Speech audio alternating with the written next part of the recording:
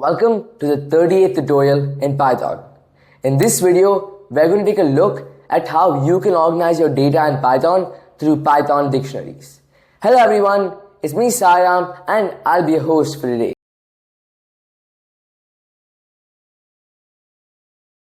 A dictionary in Python is a collection of key-value pairs. It works a lot like a real-world dictionary. You look up a word, which in Python is the key, and you get a definition, in which Python is called a value. In this code, person is equal to curly brackets, name, which is a key, Alice, which is our value, age, which is another key, and 30, which is a value, and city, which is the third key, and New York, which is a value.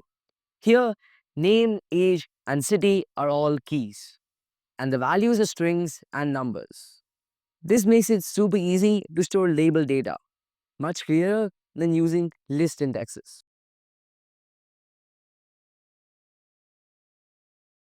To access a value, we use square brackets with the key. For example, over here, we have print person, which is the name of the dictionary, and name.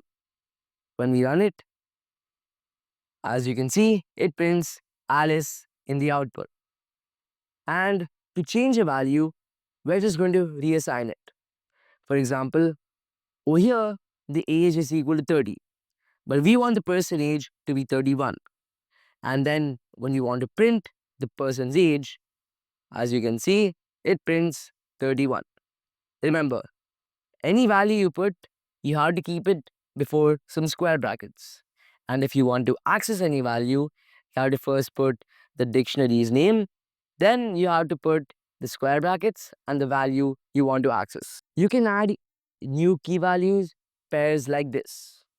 Over here, person email is equal to Alice as rightexample.com. When you run it, it runs it properly. Now we want to see if it's actually true.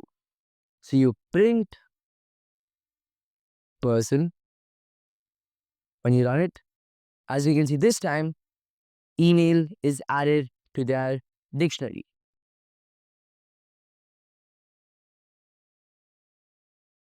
If you're not sure whether a key exists, use in.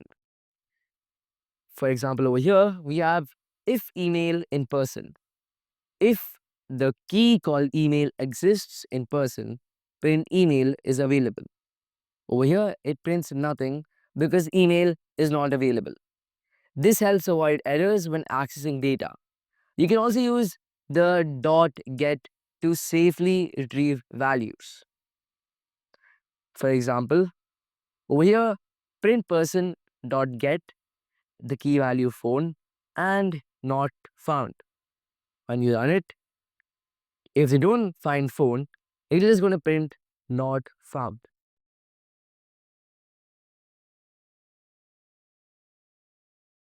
Dictionaries let you remove items with del or pop.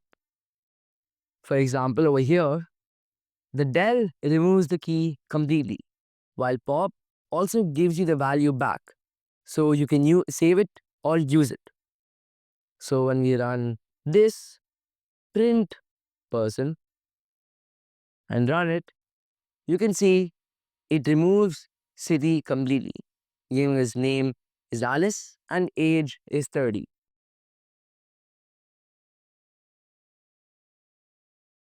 Now, you can loop the keys values or both using items. For example, over here, for key value in person items, print key and we want to make a small sign is the value. When we run it, as you can see, name, the sign Alice, age is 30, city is New York. This is incredibly useful when processing or displaying structured data like form inputs, API responses, or configuration settings.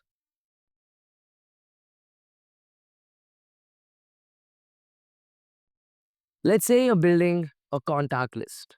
A dictionary makes this easy.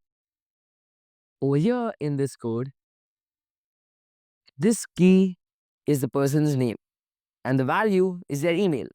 With just one line, you can look up the data instantly. As you can see, it's asking us for a name. Let's say Bob. And when you run it, it says the email is bob@example.com. Now, dictionaries can even hold other dictionaries or lists. This lets you model more complex data structures. Like over here, this thing has the username admin and permissions, which contains a list, and profile, which contains even more dictionaries inside of it. This is how real world applications store user data, settings, and more. Now that you know how to finally use dictionaries, make sure to subscribe and hit the like button.